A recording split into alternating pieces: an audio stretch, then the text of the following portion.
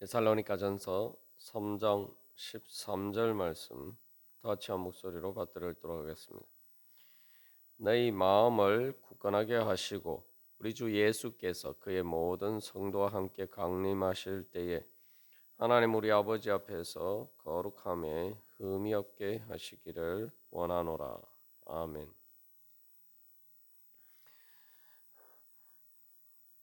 우리가 하나님이 우리 아버지시다라고 믿고 늘 언제 어디서나 우리가 하나님 우리 아버지 앞에 있다. 그리고 또 예수님이 우리의 주님이시고 또 우리의 주님이신 예수님이 말 그대로 주님, 즉 온 세상을 온 천하 만물을 다스리시는 그러한 하나님이시다. 라고 우리가 믿을 때에 우리의 마음이 굳건해지고 또 우리가 거룩하게 변화되고 또 흠이 없도록 거룩하게 될 수가 있습니다. 이제 문제는 아직 우리가 신앙의 성장 과정에서 하나님 우리 아버지 앞에 있다라는 사실과 예수님이 우리의 주님이고 또한 온천하 만물을 다스리시는 주 하나님이시다라는 사실을 내가 완전히 제대로 믿지 못하는 데 문제가 있습니다. 그래서 우리가 예수님을 이제 주님이라고 믿는다라고 해서 예수님을 하나님이라고 믿는다, 주 하나님이라고 믿는다라고 할 때에 그것은 바로 이 하나님의 진리와 의를 따르는 것이 결국은 승리할 것이다. 그것을 믿는 것입니다. 그런 믿음을 가지고 있으면은 핍박과 환난 가운데서도 예수님 때문에 고난을 당한다 하더라도 우리는 담대한 믿음으로 그 모든 것을 이기고 또 승리할 수 있겠죠. 다시 말하면 우리 주 예수님의 승리를 믿으면은 우리도 믿음으로 승리할 수가 있습니다. 우리 주 예수님께서 모든 성도와 함께 강림하신다라고 할 때에 그것은 바로 예수님께서 모든 것들을 심판하시기 위해서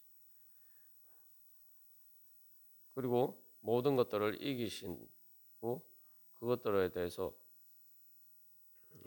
심판하시기 위해서 임하신다는 거예요. 그러면은 결국은 최종적으로 모든 심판의 기준, 판단의 기준이 예수님이라는 거죠. 예수님이 어떻게 판단하시느냐? 예수님께서 어떻게 보시느냐? 그 예수님의 진리와 의를 따랐느냐? 그것이 결국 우리의 모든 삶의 판단 기준이 된다는 겁니다. 그렇게 믿는 것은 결국은 하나님의 진리와 의의 능력을 믿는 것이죠. 그게 바로 이제 우리가 예수님의 부활을 믿는 겁니다. 세상은 예수님을 십자가에 못 박아 죽였죠. 예수님을 죄인이라고 그냥 죄인도 아니고 사형에 마땅한 사형의 형벌을 받아 마땅한 그런 죄인이라고 판정을 내렸단 말이죠. 그러나 실제로는 하나님의 진리와 의를 따르면 그 반대죠. 그래서 예수님은 그리고 또한 예수님은 단순히 죄인이 아니시고 의인이실 뿐만 아니라 또한 하나님의 아들, 하나님의 독생자, 성자 하나님이라는 사실을 오히려 드러났죠. 하나님이 성부 하나님께서 예수님을 부활하게 하심으로 바로 그 모든 진리를 드러내시고 그 진리를 하나님의 의를 따라서 판정하신 것입니다.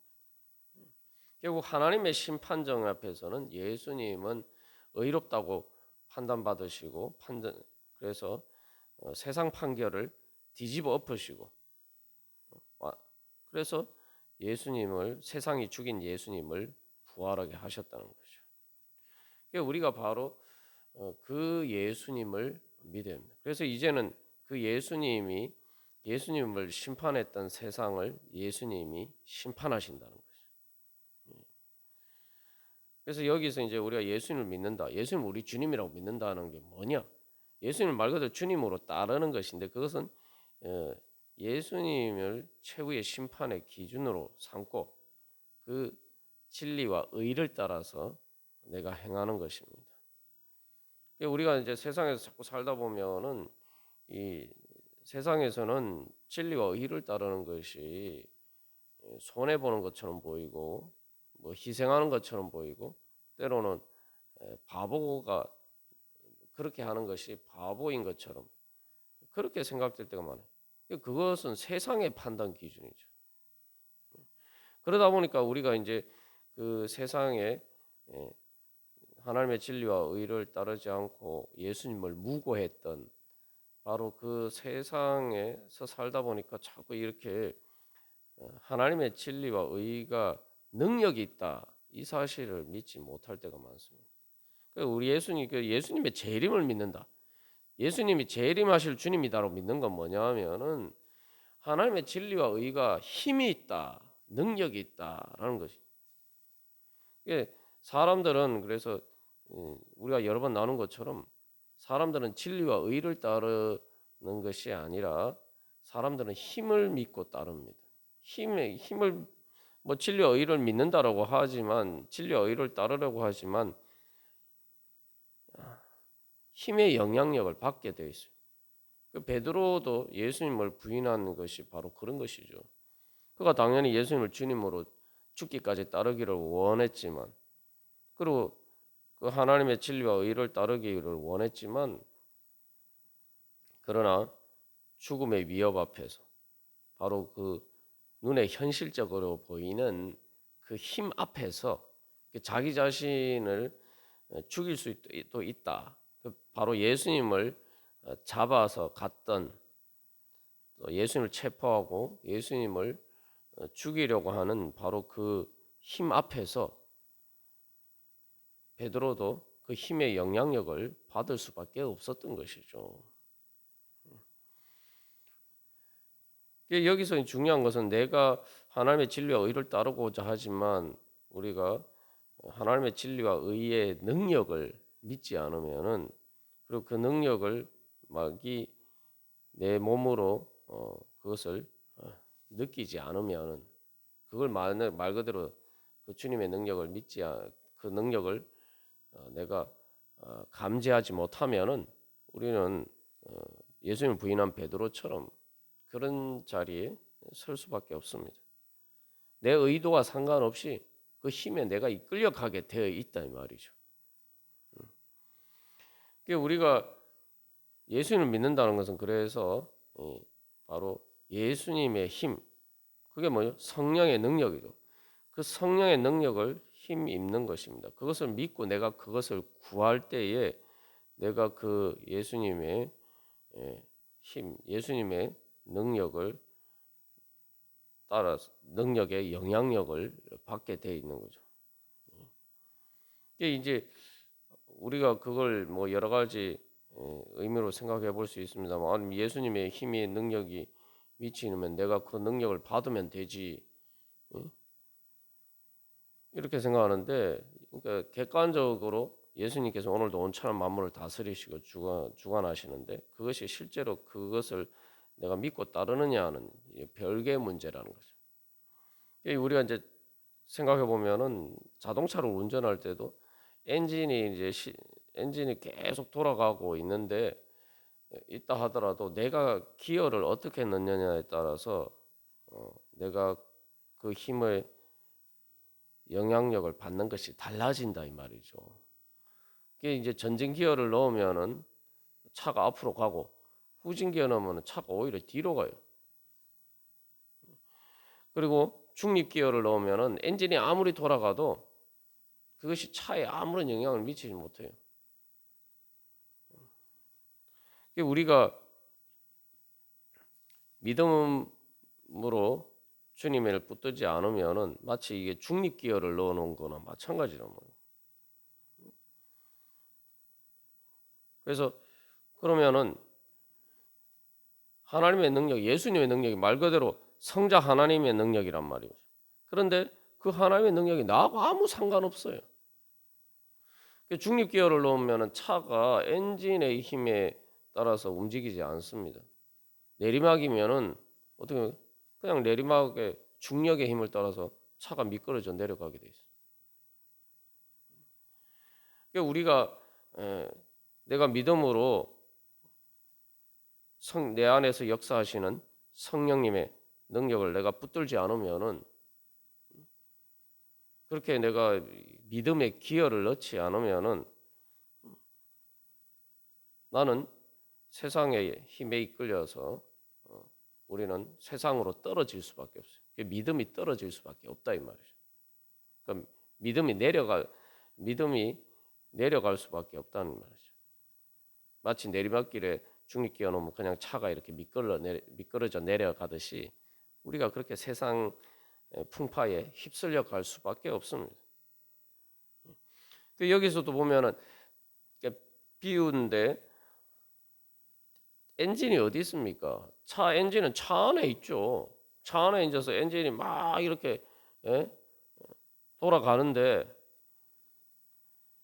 그런데 중립기어를 넣어놓으면은 정작 차 안에 있는 엔진의 힘의 영향력을 받지 않고 밖에 있어 작용하는 중력의 힘을 받아서 차가 내리막길로 내려가게 된단 말이죠.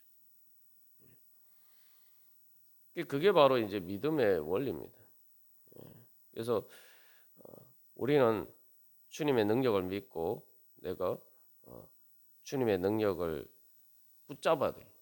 믿음으로 붙잡아야 됩니다.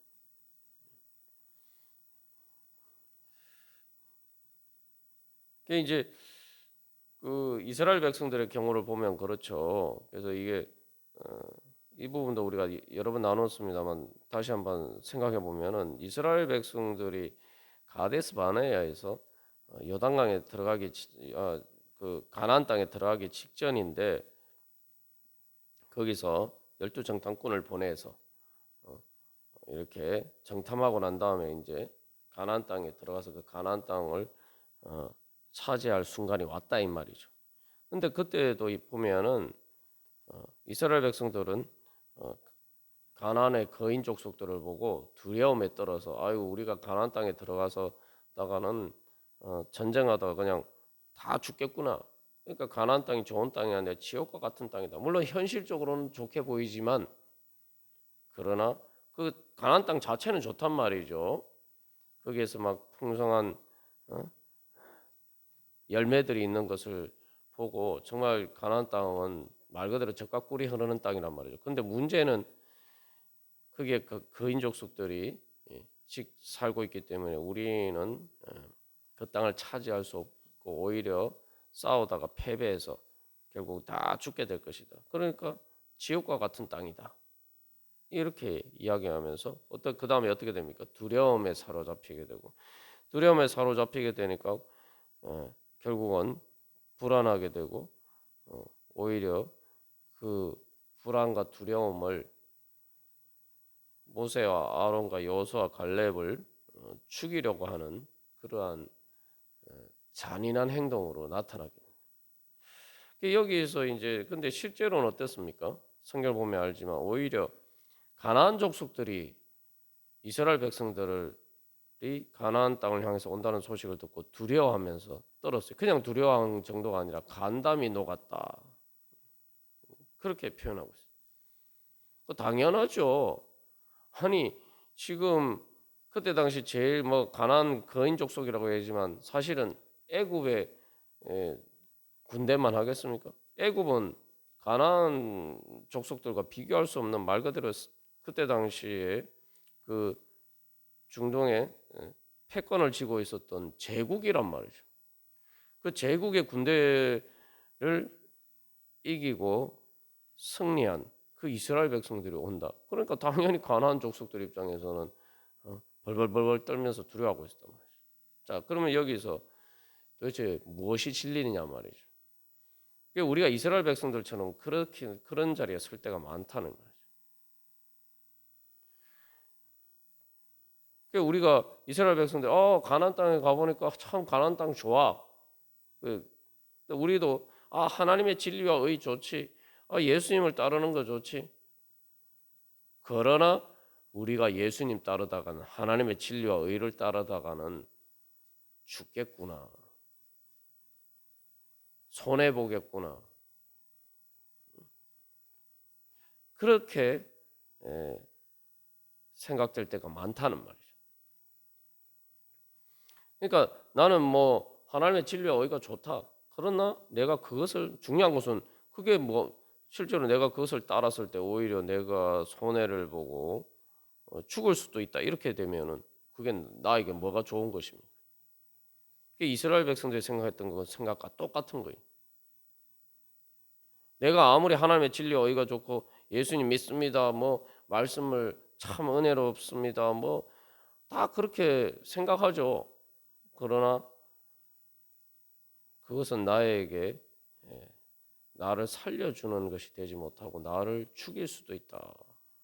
나에게 손해를 줄 수도 있다. 그게 바로 능력을 믿지 않는 거죠. 여기서 우리가 한 가지 생각해 볼 것은 도대체 무엇이 진실이냐? 능력에 대한 판단 기준, 그 힘에 대한 판단 기준에 있어서 무엇이 진실이냐? 이스라엘 백성들이 볼 때 막상 그들이 전쟁하면서 부딪혀야 되는 것은 눈앞에 맞닥뜨려야 될 그러한 위험이죠. 말 그대로 뭐 창과 칼이 정말 내 목숨을 위협할 수도 있는 위협하는 것이 지금 바로 내 앞에 있단 말이죠.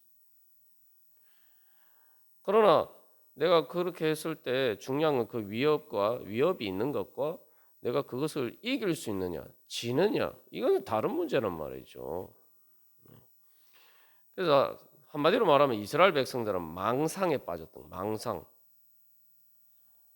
애굽의 군대들도 마찬가지고 가나안 족속들도 마찬가지고 그때 당시 이스라엘 백성들 주변에 있는 모든 민족들이 다 이스라엘 백성들이 제일 힘이 세구나. 이스라엘 백성들을 인도하시고 구원하신 그 하나님이 진짜 무서운 하나님이다. 제일 강하신 분이다. 다 그것을 인정하고 그런 객관적인 현실 앞에서 벌벌벌 떨고 있었는데 이스라엘 백성들 자기들만 착각하고 오히려 자기들이 메뚜기와 같다 이렇게 얘기하면서 자기들이 벌벌 떨고 있었단 말이에요. 이게 망상이에요, 망상. 사탄의 거짓에 속은 망상이란 말이에요. 그러니까 우리가 그런 망상에 빠져서 살 때가 많습니다. 하나님을 하나님을 우리 아버지라고 믿는다고 하면서 또 예수님을 우리의 주님이다. 그 예수님이 도마가 고백한 것처럼 부활하신 예수님, 나의 주, 나의 하나님. 우리가 그렇게 믿는다고 하면서도 정작 내 행동을 결정하고 내가 세상에 살 때는 망상에 빠져서 세상의 거짓에 따른 망상에 빠져서 하나님의 진리와 의가 능력이 없는 것처럼 그것을 따르면 내가 손해 보는 것처럼 그렇게 우리가 살 때가 많습니다. 우리가 하나님의 진리와 의 앞에서 우리의 그런 망상이 자꾸 깨져야 돼요. 우리가 이미 예를 들었지만 어린아이가 그 엄마 아빠 품에 있으면서도 자기에게 특별한 문제가 없는데도 불안해서 막 울고 그러면은 그게 뭐죠? 그 망상이에요. 성장 과정은 그런 망상이 점점 깨어지는 거예요. 자기 주관적인 망상. 그래서 엄마 아빠의 힘을 점점 인지하게 되죠. 이 엄마 아빠라는 존재가 정말 나를 지켜주고 보호해주니까 나는 안전하구나. 이걸 이제 그 힘을 점점 이제 느끼고 인지하게 되는 것이 이제 엄마 아빠와의 관계에서 이렇게 성장 과정이죠.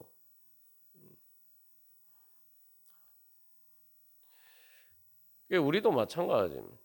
그래서 그게 바로 우리의 믿음의 성장 과정이에요.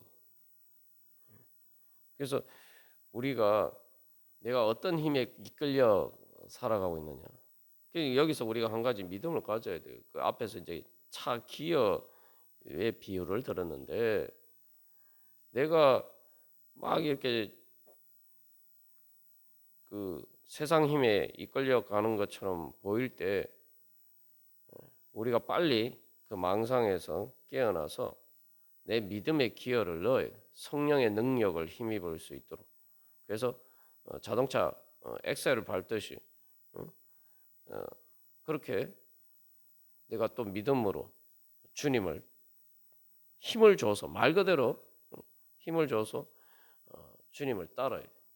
엑셀을 밟는 것처럼 그렇게 주님을 따라야 돼. 사실은 뭐 이 엑셀을 밟는데 힘을 준다고 하지만 그 실제로 자동차 운전할 때 엑셀 밟는 거 그렇게 막 있는 대로 힘을 줄 필요가 없잖아요. 그냥 기어만 넣으면 돼요. 기어 넣고 살짝만 밟아주면 돼요.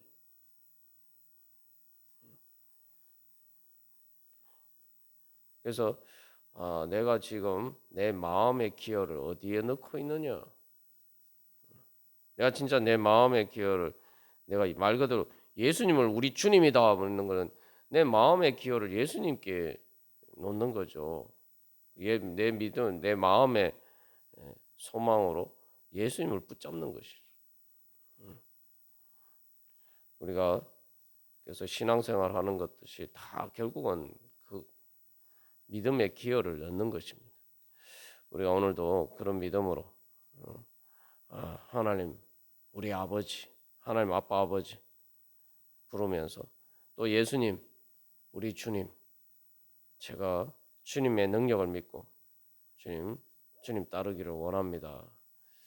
우리가 그렇게 소망하면서 주님 앞에 나아갈 때 이제 주님의 은혜와 능력을 힘입을 수 있을 줄 믿습니다. 그래서 우리가 자동차 기어를 넣으면은 이제 전진 기어를 넣으면은 실제로 우리가 그 힘을 이제 느낄 수 있게 되는 거죠. 그래서 우리가 그런 믿음으로 오늘도 주님을 붙들고 주님의 뒤를 따라가기를 간절히 소망합니다. 다 같이 기도드리시겠습니다.